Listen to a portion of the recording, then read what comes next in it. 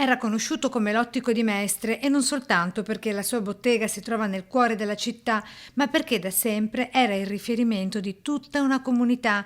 Paolo Gatto, l'ottico dal nome storico della terraferma, si è spento nelle scorse ore a 85 anni all'ospedale dell'Angelo, in uno dei giorni definiti tra i più funesti e tristi del veneziano, con ben 10 vittime da e con Covid-19, così dalla tabella dei decessi registrati ufficialmente da Azienda Zero della regione delle scorse 24 ore.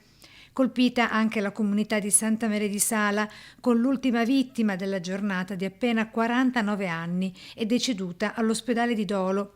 Ma è San Donà di Piave il paese più colpito e che conta 3 croci, con un 77enne e un 72enne ricoverati all'ospedale di Jesolo.